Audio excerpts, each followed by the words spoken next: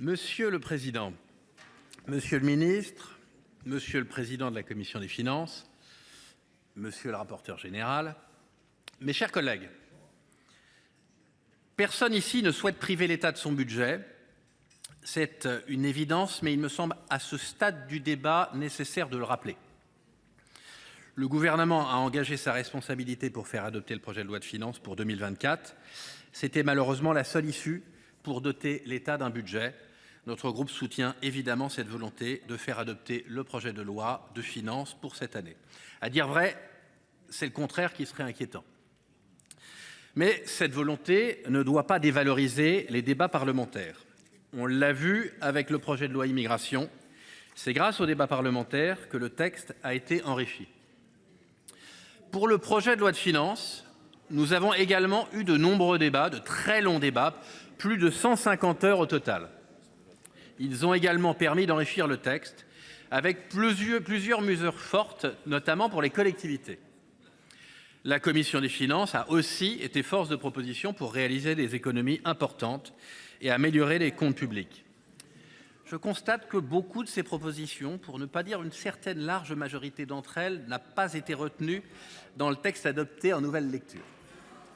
Je pense notamment à la mission Travail-Emploi, dont j'ai l'honneur de rapporter les crédits avec ma collègue Ghislaine Senée.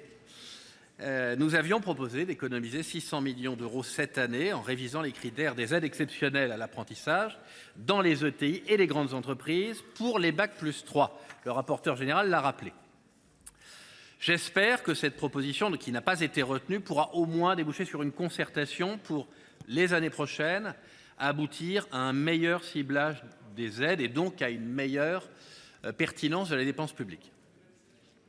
En conséquence, la situation de nos comptes publics, forcément, demeure particulièrement dégradée.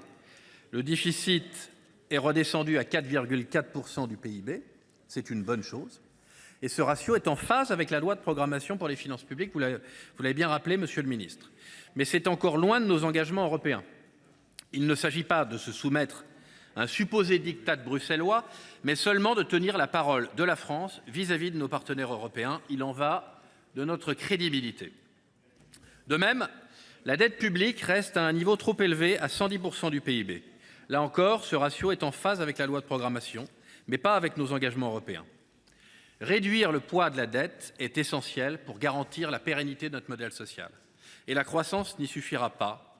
Il faudra également réduire les dépenses publiques. Notre groupe continuera de suivre cette même ligne. Il faut réduire les dépenses publiques, pour réduire la dette et préserver notre souveraineté économique. Monsieur le ministre, le gouvernement aurait sans doute pu intégrer davantage de propositions du Sénat. Mais je reconnais aussi que vous avez su conserver quelques points intéressants. Vous l'avez dit, 120 amendements.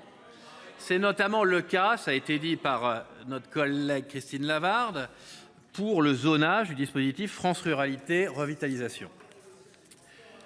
C'était aussi le cas, et j'y suis particulièrement sensible, avec la rénovation du patrimoine religieux et l'intégration des communes nouvelles à la souscription voulue par le président de la République et suggérée par nos collègues Pierre Ouzoulias et notre collègue LR, Anne Vincendot.